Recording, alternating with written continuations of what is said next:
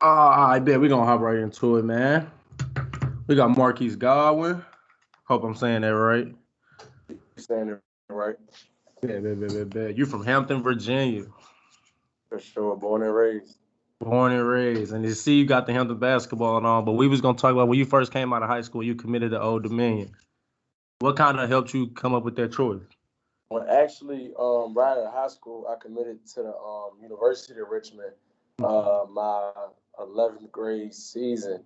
But I ended up decommitting, and then that's when I ended up committing to ODU. My whole senior year, I was an ODU commit. But making that decision was mainly of just I wanted to be close to home, and I wanted to have immediate impact playing wise from what I was understanding initially going into the situation. But I mean, really, ideally, I just always loved ODU basketball. I had a lot of older siblings I call brothers and big cousins that played at Old Dominion. So, I mean, the decision was kind of easy because I grew up going to every home game. And then when I got of age, I ended up becoming a legal recruit for the university. So that's when I seen like I can make this this dream come true. So I always wanted to play. For sure. So you said you went back to your 11th grade season. So in 2016, you played AAU with Boo Williams. Explain how it was being on that circuit.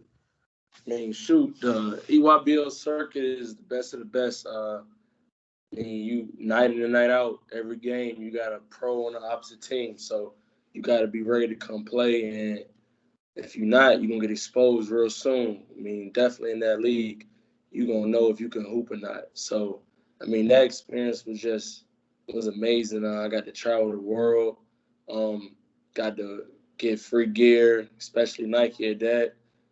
Just meet new people and made connections that I still keep in contact with those people today. So that was just a blessing to be able to get in that experience and play in that league. Yeah, that's really lit because Boo Williams one of them teams in the EYBL that kind of got like a reputation. Like Coach Boo definitely is a well-known legend around the United States. I mean, it's been a lot of guys coming out of our program.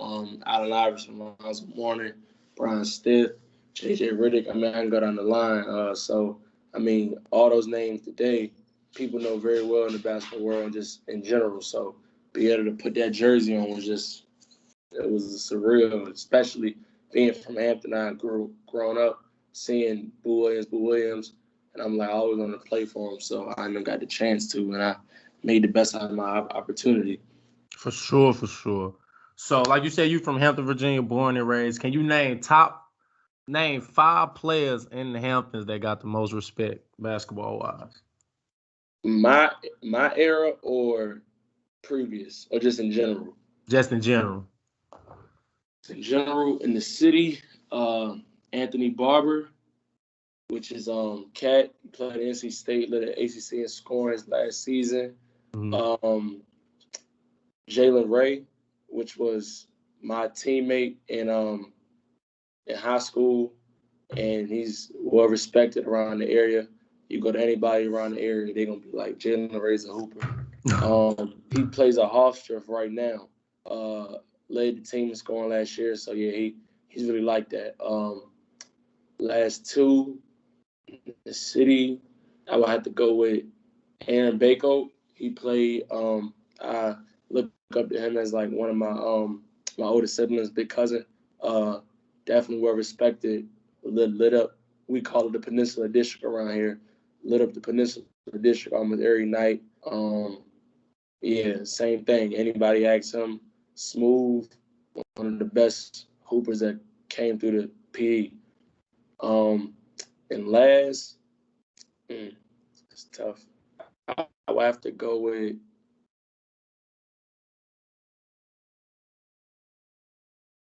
Dang, I can't think of it. Don't be scared to put yourself in there.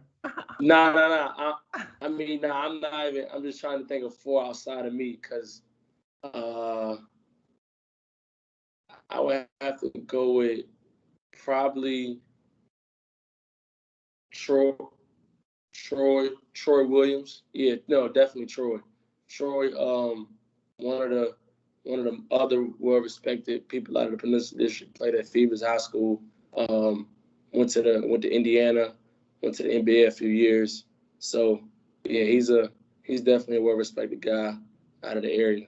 So yeah, that's just for the city of Hampton. I can get into the 7-5 one, but I mean, I just stay city-wise. But the 7-5 is like the area that we live in. I just named 4 from the city of Hampton.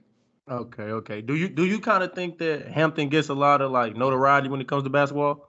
No, we Doesn't at all. slim to none. Honestly, the only notoriety that we honestly respectfully get is the players that make the Boo Williams team.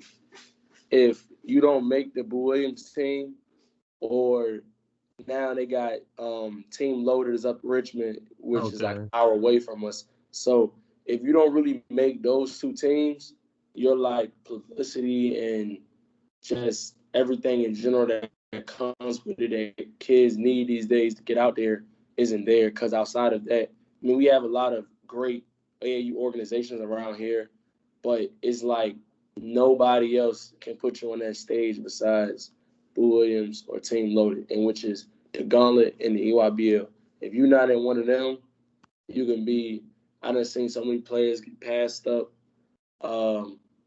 It's crazy because it's just like it's not enough opportunity. As in, you're in DC or North Carolina, it's like 10+ travel teams, so everybody got an opportunity to do their thing. But over here, you're not in them top 2 teams. It's gonna be rough. It's gonna be tough. Yeah, for sure. I think it's like that. Like, I ain't gonna say everywhere because most cities get like more than others. But like coming from St. Louis, if you don't make Brad be the lead, if you don't go over there and make Mocan, you ain't really gonna get seen. You don't make Team Ramey, you ain't really gonna get seen like that. Yeah, I mean that's really how it is. Like it's crazy, but we need more publicity to my area because there's really a lot of good hoopers around here that never get a chance to make it out for real. For real. I just was one of the ones that was blessed to be able to play on Boo's team. So Yeah, but like I'm finna get into right now, you kind of earn it though. Like when you played at Hampton High School, you averaged 18 a game and scored 1,300 career points. A lot of people don't even smack 1,000 points. Like explain your high school experience. High school experience was fun. 9th grade, I started on varsity. Averaged about 14 points a game my freshman year. I ended up getting the award freshman of the year in my district, the Peninsula District I was just talking to you about. Got freshman of the year. That particular year I was in more of a learning role in terms of we had a guy on our team that was well respected in the area and definitely on our team. He was our best player, Ciante Melvin. I learned a lot from him in high school. He basically led the way on my freshman year. I just followed behind and just did the best I could. Sophomore year, I started it again. Averaged about 15, around the same. Then that's when we started getting into all the older guys started to leave, so it started to become our team, which was it was like we was known for having 3 guys that was primarily known for the team, which was Mustadi Pitt, Jalen Ray, and myself. Then we had another core group of guys that was actually should have got more respect than they did, but because they really were hoopers as well. But we ended up growing together. 10th grade, I think we lost in the semifinals of the regionals. 11th grade year, I ended up transferring to a school in Asheville called Christ School. It was a prep school. I played with a good guy down there, John Fulkerson. He plays at Tennessee now, high major player. I spent 4 months at Christ School and then ended up coming back home, came to Hampton, finished off my junior season. You can't stay away from Hampton. Yeah, no, I can't. It's crazy. People say that. Like I'm probably the most Hampton person you probably meet. Like I done literally now the fact that I play at Hampton again for college is like it's crazy. But we but yeah, my 11th grade I finished that off, had a good season my 11th grade year. In 12th grade, it was the last go round. Ended up just doing my thing. I averaged, I want to say like 18, like you said, 18 my last year. I lost my last game at the gym I play at now, Hampton Convocation Center.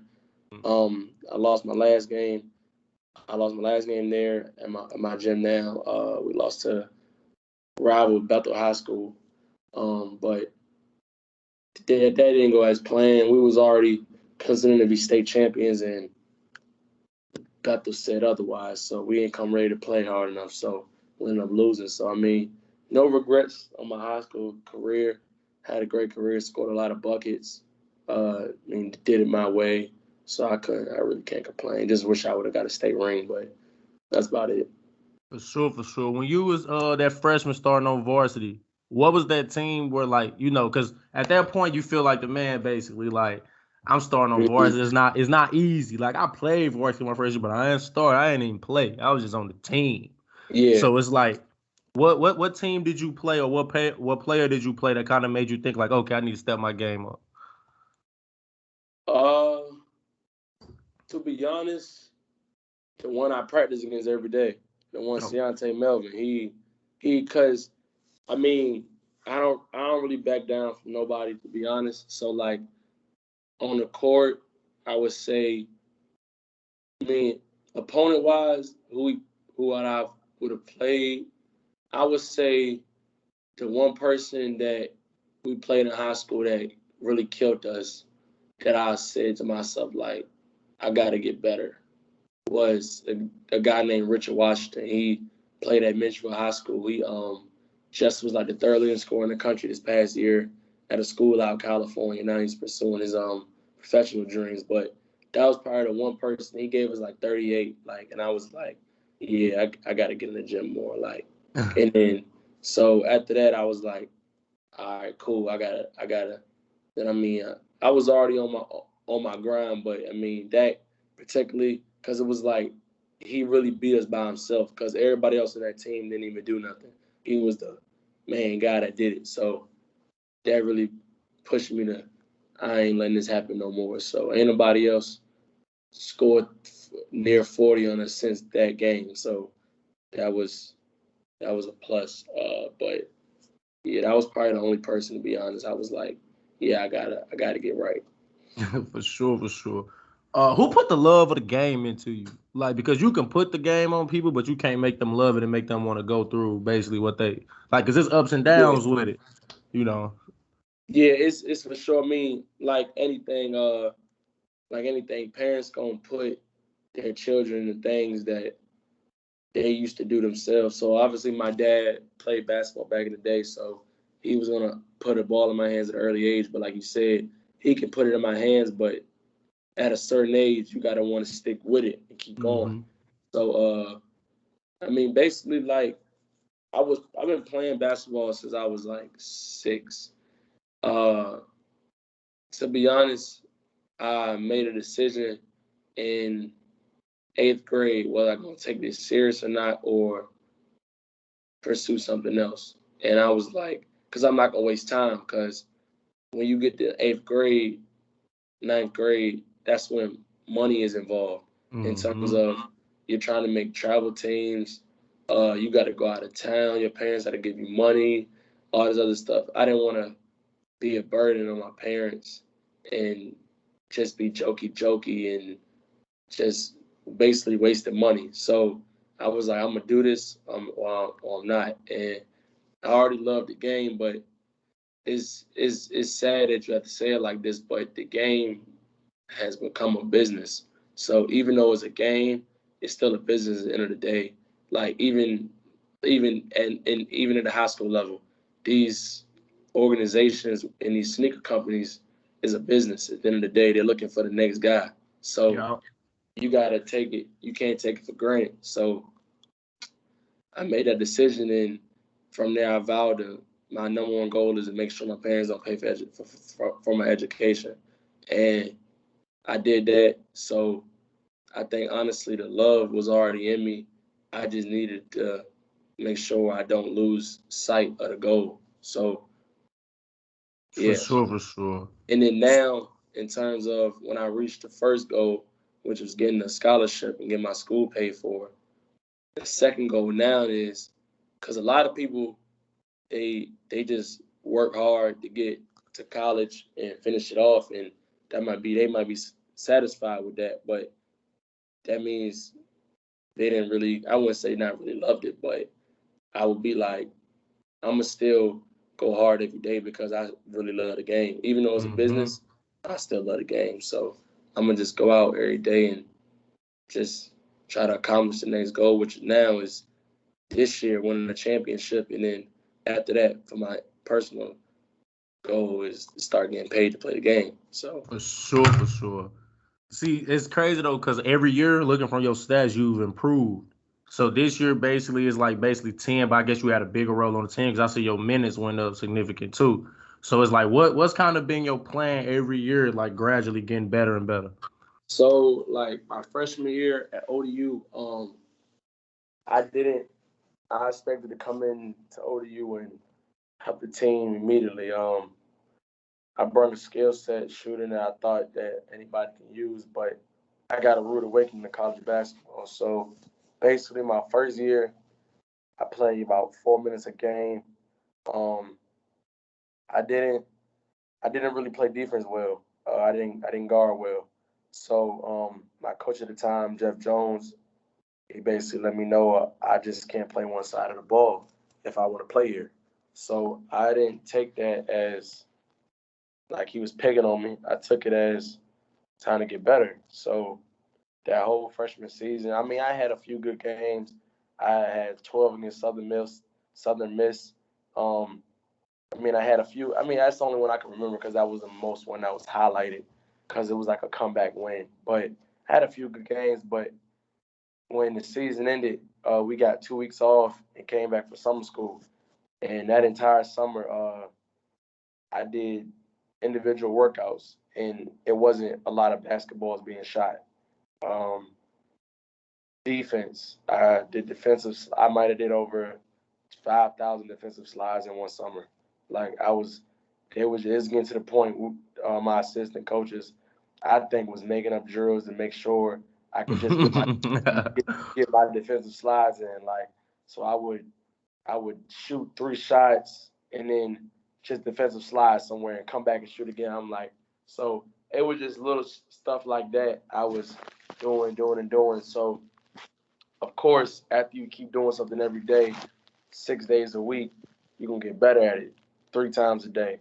So my sophomore season coming in, I was ready. I felt I had a summer under me. I really worked.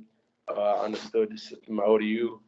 Like I said, it was my dream to play at the Ted Conza Center and play at ODU. So I would have did whatever I could to make sure I get on that court because it's my dream to play here. So that's what I did. Ended up being a sixth man my sophomore year. After playing 4 minutes a game, I went to 23 minutes a game, I think, or something like that. Okay. So did that. 13 games in, was on track to have a really memorable sophomore season. I think personally, I started to pick it up. 3 games in, I ended up having 11 against Syracuse. We beat them when it was top 25 in the country. Okay. That was surreal too, because that was one of my other dream schools coming out of high school. Like that was the big school where I wanted to, like Syracuse. I liked how the whole setup was. After that, played Maryland Shore. I want to say a 15-point game. Like 3 days after that at practice, I broke my foot. Yeah, I was just gonna say because I think you graduated 2017, right? Yeah. Yeah, so because I graduated 2017 too, and I got like 2018. You said for the season, and then it's because you don't even know, but I've been following on IG since then. I remember the low cut because at that time around 17, I was hooping because I went to Robert Morris, and then I transferred to William Penn. So like I've been watching you for a minute. Yeah. So I basically that happened. So I went through a tough time with that. I mean, got through that, got back to rehab, and then junior season, it was time. So I ended up earning a position as a starter on the team. So now I went from 5 to 22. Now I'm playing 30 minutes a game. So I'm almost accomplished in my main task that I had coming in was I was gonna play at my dream school and be one of the faces of the team, which now I am. I'm a starter on the team. Everyone knows me. So it's like you got shoes to fill now. Cause before that we had a guy, BJ Stiff, person that really took me under his wing coming to college, played the same position, Conference USA Player of the Year, learned a lot from him. So me and him the same position. So when he leaving, the fans expecting the same result. So I got to try to bring that. Started the season off. We had a very, very rough season. We lost, like, it was on a 7-game losing streak. Things started to get emotional, tense, just situations started to happen that eventually resolved with me transferring to Hampton. Don't really want to talk too much into that, but yeah. So I ended up transferring to Hampton, getting here around what year was that? 2019 December. Got to Hampton, and or it was 2020 January. It was one of the two, but I got there mid-year, and from there started my new journey. So watched the team play. They got to the championship game in the Big South. The year I was my sit-out year, and then due to the new NCAA rule that they passed one-time transfer waiver, I was allowed to start the season off sooner than I thought. So yeah, I ended up starting against ended up playing against NSU, got in the starting lineup, and I haven't looked back since. So For sure, now for sure. just finishing off my career here as best as I can. For sure. You one of the only players, like, now we're gonna get into you, like, you got your own brand. It's called Next season. The Next Season brand. What kind of went into you wanting to become an entrepreneur? So basically growing up, I've always been into shoes. I've been into clothing. That's who I am outside Yeah, of you that. just posted that on IG. Yeah. That's who I am outside basketball. So, I mean, and a lot of people know me for that. The guy with all the shoes. Can you help me get some shoes and here and there, so forth, so forth. So, when I got to Hampton, is when everything started. Cause like I always had this dream of I wanted to rep my brand on the court. I actually have a Facebook post from when I was in like 10 years old, and it basically said the same thing what I'm doing now. Like I always wanted to do that. I always wanted to play with my own brand on the court, represent it, let other people represent it, and go from there. So I really never had the time though, because I've always been gym. Yep. So I never had time to really sit down and think about that. But when I got to Hampton, I had a semester off.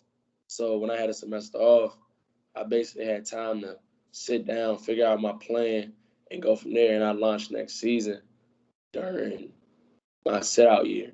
And then from there, again with that, I never looked back. I mean, I did I would say, okay job my first year. I reached a couple professionals. Mike Scott from the 757 wears my clothing apparel a lot. My godbrother, Tyrod Taylor, quarterback for the Houston Texans, wears my clothing brand a lot. So, I mean, I'm just step by step, 1% to get better every day at what I'm trying to accomplish. So yeah, I mean, try to broaden a lot more people this upcoming season. I want to say I would have did a lot better last year if it wasn't COVID. But now I got an advantage with all the spotlight on HBCU basketball. We got fans back. Everything's kind of back to normal. I'm gonna see what I can do, showcasing my brand a lot more to the world. Cause I'm on that platform now. I think I can do that. So For sure. definitely. For sure. The last question I got for you, bro, I really appreciate this. Now we see like this whole, because I know me when I was in school, I done wrote 1,000 papers about NCAA players getting paid. Everybody wanted to go D1.